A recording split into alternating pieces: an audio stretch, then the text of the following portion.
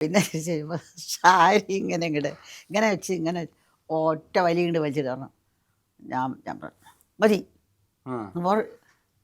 ഇനി ബാക്കി അമ്മ ചെയ്തോളൂ. ഞാനല്ല മോളെ, യു ഡു ഇറ്റ്. അപ്പം ഞാൻ കാണിച്ചു കൊടുത്തു. അതാണ് ചൊടിപ്പിക്കാൻ കാരണം. ഇവരിങ്ങനെ പറഞ്ഞപ്പോൾ ഞാനൊന്ന് കാണിച്ചു കൊടുത്തു. അപ്പം നമ്മൾ ഇങ്ങനെ സാരി ഞാൻ അപ്പുറത്ത് നിന്ന് ക്യാമറയുടെ പിന്നിലാണ്. അപ്പം ഞാൻ പറഞ്ഞത് ഇങ്ങനെ അപ്പം ഇങ്ങനെയാണ് കുറേ ചോദിച്ചു. അപ്പം ഞാനതൊരു ഡെമോൺസ്ട്രേഷൻ കൂടി ആയപ്പോൾ മുപ്പത്തേക്ക് അത് ട്രിഗർ ചെയ്തു. യു പ്ലീസ് ഡു ഇറ്റ്, അത്രേ വേണുള്ളൂ. അതേമാതിരി തന്നെ ഞാൻ മറ്റേ ഇടപെട്ട് സംസാരിക്കണമെപ്പോഴും പറഞ്ഞിട്ടുണ്ട്. അമ്മ അവരൊക്കെ പോയതിൻ്റെ ശേഷം പറഞ്ഞു, അമ്മ ഇനി പത്രക്കാരൻ മുമ്പിൽ വായതോ തുറക്കണം, don't open your mouth. By you are an open book, anybody can read you. അമ്മ ഇനി ഓരോന്ന് പറയും ഗോസിപ്പ്, അന്ന് ഗോസിപ്പ് വരുമല്ലോ, അത് അടിച്ച് വരുന്നതേ, പ്രിൻ്റിലല്ലേ വരുന്നേ. അപ്പോൾ അതാണ് ഗോസിപ്പ് അത് ഇല്ലാതെ സൂക്ഷിച്ചുള്ളൂ അത്രയും കാലം. 7 കൊല്ലമേ ഉള്ളൂ സിനിമ ഉള്ളിൽ നിന്നിട്ടുള്ളൂ. അപ്പം അങ്ങനെയാണ് ആ ചൊടിച്ചിറങ്ങി. അടുത്ത സംഭവം അത് ഈ silence speaks more than words എന്നൊക്കെ പറയുന്ന പോലത്തെ ഒരു സന്ദർഭമാണ്. അത് ഒരു മാസ് സീൻ പോലെയാണ് ആ സംഭവം. അതായത് ഒരു പ്രൊഡ്യൂസറോട് അന്നും ഈ പറഞ്ഞ പോലെ എനിക്ക് അതിപ്പോഴും മനസ്സിലായില്ല, 20 വയസ്സിലൊക്കെ ഒരാൾക്ക് ഇങ്ങനെ പ്രതികരിക്കാൻ പറ്റുമോ എന്നുള്ള ആ സന്ദർഭം ഒന്ന് ഓർത്തെടുത്ത്. അത് ഞങ്ങൾ ഇന്ദിരാ നഗർ വീട്ടിൽ തന്നെ 3 പ്രാവശ്യം അവിടുത്തെ ഏറ്റവും വലിയ കന്നഡ പ്രൊഡ്യൂസറാണ്, ഒരു പ്രായമുള്ള മനുഷ്യനാണ് അദ്ദേഹം. ഈയിടെയായിട്ട് മരിച്ചു തോന്നുന്നു. ഭയങ്കര ഒരു 6 അടി പൊക്കൊക്കെ ഉണ്ട്, വലിയ ചുബയൊക്കെ ഉണ്ട്, വലിയൊരു മാന്യനാണ് അദ്ദേഹം. അദ്ദേഹം വന്നു. ഒരു കൂടെ ഒരു ചന്നാന്ന് മറ്റേ പറഞ്ഞ അയാളുണ്ട്. അവർ ഈ രാജ്കുമാറിൻ്റെ ഒക്കെ ഇത് ചെയ്യുന്ന ആൾക്കാരൊക്കെയാണ് ആ മനുഷ്യൻ. അപ്പോൾ അവർ വന്നു.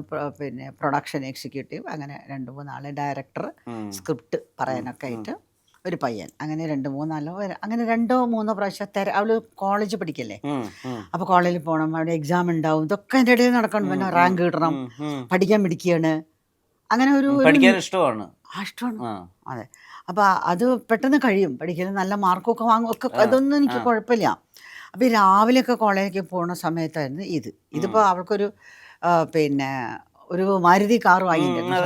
അപ്പോൾ അത് രാവിലെ എടുത്തിട്ട് ഒരൊറ്റ പറക്കലാണ്. പോണ സമയത്താണ് ഇവർ വരിക മിക്കവാറും. ഒരു ദിവസം ആദ്യത്തെ പ്രാവശ്യം സന്ധ്യയ്ക്ക് വന്നു. ഓക്കെ, കുഴപ്പമില്ല, മോളെ ഒന്ന് ഒരു കഥയൊക്കെ പറയണവർ. അപ്പോൾ അവർക്ക് ഇരുന്നു ഉടനെ പറഞ്ഞു. ഫസ്റ്റ് തന്നെ വന്നിരുന്നപ്പോൾ പറഞ്ഞു കന്നഡ സിനിമയിൽ, അല്ല നിങ്ങളിപ്പോൾ മലയാള സിനിമയിലൊക്കെ അഭിനയിക്കണത്, അപ്പോൾ നിങ്ങളവിടെ എങ്ങനെ പിന്നെ തമിഴരും വരും അതുപോലെ കേട്ടോ, തമിഴ് സിനിമയിൽ നിന്നൊക്കെ ഇഷ്ടം പോലെ ആൾ. അപ്പോൾ ഇത് കന്നഡയാണ്. അപ്പോൾ പറഞ്ഞു അപ്പോൾ ഇങ്ങനെ ഒക്കെ ഓൾറെഡി നമസ്തേ പറഞ്ഞിരുന്നു. എനിക്കിപ്പോൾ ഇത് എന്ത് ബോംബാണ് ഇവിടുന്ന് പൊട്ടുമെന്ന് എനിക്ക് പേടിയുണ്ട്.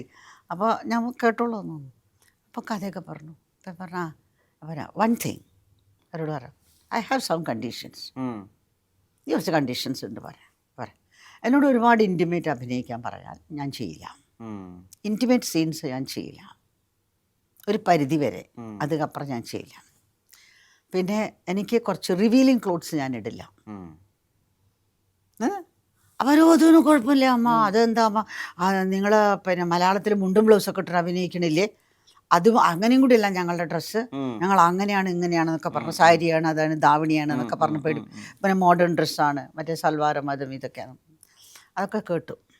അങ്ങനെ പോയി. പിന്നെ ഒരു ദിവസം കഥ കേട്ടു. 2 പ്രാവശ്യം വന്നു. 3 പ്രാവശ്യം വരുമ്പോൾ ഞാൻ ഇതാണ് അവളുടെ കണ്ടീഷൻ. അവർക്കറിയാം. ലാസ്റ്റ് വന്ന് അവർ അഡ്വാൻസ് ആയിട്ട് വന്നിരിക്കുകയാണ്. അപ്പോൾ രാവിലെ പോണ സമയമാണ്. അല്ല, ഒരു ദിവസം വന്നാൽ പറഞ്ഞു ഒരു സാരി ഉടുപ്പിച്ചിട്ടൊന്ന് കൊണ്ടുപോയി ചോദിച്ചതിനോട്, ഒരു സാരി. അപ്പം ഞാൻ അകത്തേക്ക് പോയിട്ട് നമ്മൾ സാരി ഉടുക്കുക എന്ന് പറഞ്ഞു. അപ്പോൾ എന്തിനാ സാരി ഉടുത്തിട്ട് കാണുന്നപ്പോൾ അതിൻ്റെ ആവശ്യം എന്താ? അതല്ല, ഒരു ഡയറക്ടറാണ്, ഒരു ക്യാരക്ടർ വേണമെങ്കിൽ ഒരു സാരിയൊക്കെയാണ്. അത് അച്ഛൻ പറഞ്ഞു കൊടുത്തിട്ടുണ്ട്. അഭിനയിക്കുമ്പോൾ ഏത് ക്യാരക്ടറാണ് അതിനനുസരിച്ചിട്ട് അഭിനയിച്ചോളണം. അതാണ് ഒരു കലാകാരി. അല്ലാണ്ട് നമുക്ക് ഇഷ്ടമുള്ളത് ഇട്ടിട്ട് അഭിനയിക്കുകയല്ല. കലാകാരിയെ ഒരു ഏതാണ് ക്യാരക്ടർ, അതോ ഒരു പാടത്ത് പണിയെടുക്കുന്ന പെണ്ണാണോ, അപ്പോൾ അതിനനുസരിച്ച് അഭിനയിക്കും. അല്ല നീ വലിയൊരു കുടുംബിനിയായിട്ട് അതിനനുസരിച്ച്. അപ്പോൾ എന്തും അതാണ് കലാകാരി എന്ന് അച്ഛൻ പറഞ്ഞു കൊടുത്തിട്ടുണ്ട്. നിൻ്റെ ലിമിറ്റേഷൻ്റെ ഉള്ളിൽ നീ ചെയ്തോ. പിന്നെ ആരെങ്കിലും, അതും അച്ഛൻ്റെയും ഈ വാസേട്ടൻ്റെ MT അങ്കിളിൻ്റെയൊക്കെ ഉപദേശമുണ്ട്, ആരെങ്കിലും ശരിയല്ലാതെ വഴി ബിഹേവ് ചെയ്താൽ ഒന്ന് കൊടുത്തോ, കുഴപ്പമൊന്നും തിരിച്ചു പോരെ. ഇതൊക്കെയാണ് അപ്പൊ ഇങ്ങനെ ഒരു കോൺഫിഡൻസ് ഒരു കുട്ടിക്ക് കൊടുക്കും, ആ പ്രായമല്ലേ. അപ്പൊ സുരക്ഷയാണ് ബാക്കിൽ ഇതിന്റെ ഒക്കെ പിന്നിൽ മുഴുവൻ എനിക്കുള്ള സുരക്ഷ ഉണ്ട് എന്നുള്ള ഒരു കോൺഫിഡൻസ് ആണ് ഒരു പെൺകുട്ടിക്ക് എന്ന് ഞാൻ നിങ്ങൾ ഇങ്ങനെയൊക്കെ ചോദിക്കുമ്പോൾ എനലൈസ് ചെയ്യാണ്.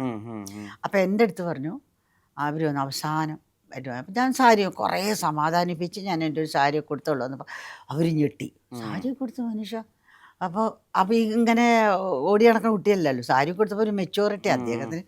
ഡയറക്ടേഴ്സ് ഞാൻ ഡയറക്റ്റ് ചെയ്യണമെങ്കിൽ അത് തന്നെയല്ലേ പറയാം, എൻ്റെ ക്യാരക്ടർ എനിക്കൊന്ന് കാണാനല്ലോ. അപ്പോൾ അത് സന്തോഷമായി. അത് കഴിഞ്ഞാൽ അപ്പോൾ അവിടുത്തെ പോയി ഇറ്റ്സ് ഓക്കെ ഓവർ ചോദിക്കുക അവരോട്, ഓക്കെ നോ ഓവർ മാറ്റാൻ പോവുക. ഞാൻ 1 മിനിറ്റ്. അപ്പോൾ അന്നിങ്ങനെ എടുക്കൽ ഫോട്ടോ എടുക്കലൊന്നുമില്ല, അത്യാവശ്യത്തിന് അങ്ങനെ ഫോട്ടോ എടുക്കുക, അവർക്ക് കണ്ടാൽ മതി. അവർ കണ്ടു, ആൾക്ക് അത് പറ്റും. അടുത്തൊരു ചെറിയ കുട്ടി ഇരിക്കണ മാതിരി അവർക്ക് തോന്നുകയാണേ. സാരി എടുത്തപ്പോൾ ഒരു മെച്യൂരിറ്റി തോന്നുന്നു നാച്ചുറലി. അപ്പോൾ അത് കഴിഞ്ഞ് പോയി കഴിഞ്ഞ് വന്ന് പിറ്റേത്തെ പ്രാവശ്യം വന്ന് കോളേജിൽ പോകാൻ റെഡി ആയിട്ട് നിൽക്കുക. അപ്പോഴൊന്നും അഡ്വാൻസൊക്കെ ആയിട്ട് വന്നു. അപ്പോൾ പറഞ്ഞു അത് വലിയ ഇതേമാതിരി ഭയങ്കരമായിട്ട് അവർ എക്സ്പ്ലെയിൻ ചെയ്തു ഫസ്റ്റ് ഷോട്ട്. അപ്പോൾ അവളിങ്ങനെ ഇരിക്കുന്ന ആളാണ്. ഇതിങ്ങനെ റിലാക്സ് ചെയ്ത് ഫസ്റ്റ് ഷോട്ട് അപ്പം അല്ല ഒന്ന് just for the beauty of that shot no. So അത് ഇങ്ങനെ സ്വിം സൂട്ട് പറഞ്ഞില്ല, ഹീറോയിൻ ആദ്യം ഇങ്ങനെ ഇതിലേക്ക് വീഴുന്നു, സ്വിമ്മിങ് പൂളിലേക്ക് വീഴുന്നു. അപ്പോഴേക്കും ഹീറോ ഒന്ന് ചാടി എടുത്ത് ഇങ്ങനെ വട്ടത്തിൽ കറക്കണു. വട്ടത്തിൽ ഇങ്ങനെ കറക്കുമ്പോൾ അങ്ങനെ സ്പ്ലാഷ്, വാട്ടർ വിൽ സ്പ്ലാഷ്. അന്നത്തെ ക്യാമറയുടെ ടെക്നിക്സ് അത്രയൊക്കെ തന്നെയല്ലേ, ഇപ്പോഴത്തെ മാതിരിയല്ലോ, ഒന്നും ഡിജിറ്റൽ അല്ലല്ലോ. അപ്പോൾ അപ്പോൾ അവൾ വളരെ നിസ്സംഗമായി ഒരു ഭാവം മുഖത്തില്ലാണ്ട്. So that will be lot of repetition also no. ചോദിക്കാം റിപ്പീറ്റേഷൻ റൈറ്റ്? അല്ല ഫസ്റ്റ് അത് ഒരു ഇംഗ്ലീഷിലാണ് പറയണം. ഒരു ഷോർട്ട് ബ്യൂട്ടി ആവണ വരെ തിരിയണമല്ലോ. അപ്പോൾ അവരൊക്കെ തമ്മിലിങ്ങനെ നോക്കാൻ തുടങ്ങി. അപ്പോൾ പറഞ്ഞു അപ്പോൾ to wear the swim suit right? ചോദിക്കണ്ടേ? I had to wear the swimsuit or white sari. ഓ ഇതും ചോദിച്ചിട്ടേ. അപ്പോൾ ഞാൻ ഒന്നും മിണ്ടില്ല, എനിക്കൊന്നും പറയാറിയില്ല അതിൽ. അടിയിട്ടു എന്നിട്ട് പോയിട്ട് വാതിൽ തുറന്നിട്ട് പറഞ്ഞു, ഒന്നും മിണ്ടിയില്ല, ഒന്നും മിണ്ടിയില്ല. നമസ്തേ കാണിച്ചു, വാതിൽ തുറന്നു, അവരോട് പൊക്കോളം പറഞ്ഞു. വാതിൽ തുറന്ന് നിൽക്കുക, വീടിൻ്റെ ഫ്രണ്ട് ഡോറ് തുറന്ന്. ആ കുട്ടി എനിക്ക് എപ്പോഴും ആ സീൻ ഓർമ്മയാണ്. ഇങ്ങനെ പിടിച്ചിങ്ങനെ നിൽക്കുക. ആദ്യം സ്വന്തം എണീറ്റ് അവരോട് രണ്ട് കൈകൊണ്ട് കാണിച്ച്, അങ്ങനെ നാട്യശാസ്ത്രത്തിൽ അങ്ങനെയാണല്ലോ, ആദ്യം ഒരു ചെറിയ ഗസ്റ്റർ കാണിക്കുക, രണ്ടാമത് ഇലോബറേറ്റ് ആയിട്ട് കാണിക്കുക. അതാണ് ഡാൻസ്. അത് പിന്നെ ഇങ്ങനെ അതിൻ്റെ സഞ്ചാരി വരുന്തോറും കൂടി വരും. അപ്പോൾ അത് എണീറ്റതും പോയിക്കൊള്ളാൻ പറഞ്ഞു. ഞാനൊന്നും വേണ്ടിയിരിക്കും, ഒന്നും വേണ്ടത് വൃത്തിയില്ല. എന്നെ നോക്കിയതില്ല, പൊക്കോളാൻ പറഞ്ഞു. അവർ പോണവരെ പിന്നെ നമസ്തേ പറഞ്ഞു. അവരിറങ്ങിപ്പോയി, സിനിമയിൽ പോയി. എന്നിട്ടോ നോൺസെൻസ് എന്നോട് പറയാ, ടൈം വേസ്റ്റ് ചെയ്യാൻ. അമ്മയ്ക്ക് എന്തിനാ ഇവരൊക്കെ എൻ്റർടൈൻ ചെയ്യേണ്ടത് എന്നോട്? നമ്മുടെ ഒരുപാട് സമയം പോയി അമ്മ എന്നൊക്കെയാ പറയുന്നത്. അതെ, അതായത് ഇപ്പൊ അവരെ കുറിച്ചുള്ള നമ്മുടെ ധാരണ തെറ്റി അങ്ങനെയൊക്കെയാണ് സാധാരണ കുട്ടികൾ പറയാ. അല്ലെങ്കിൽ എന്താ പറയാ, പക്ഷെ ഞാൻ ഒരുപാട് ആഗ്രഹിച്ചായിരുന്നു പ്രൊജക്ട്, അങ്ങനെ നല്ല പറയണേ. വളരെ പ്രൊഡക്റ്റീവ് ആവേണ്ട കുറെ സമയം പോയി അമ്മ. അതെ, ഇന്റലക്ച്വൽ. അത്രയും ടൈം നമ്മൾ എന്തിനു വേസ്റ്റ്? വേറെ എന്തൊക്കെ ചെയ്യാനുണ്ട്? അനുസരിച്ച് ഓൾവേസ് ഭയങ്കര ആ കാര്യങ്ങളിലൊക്കെ വളരെ എല്ലാത്തിനും ഭയങ്കര അലേർട്ടായിരുന്നു.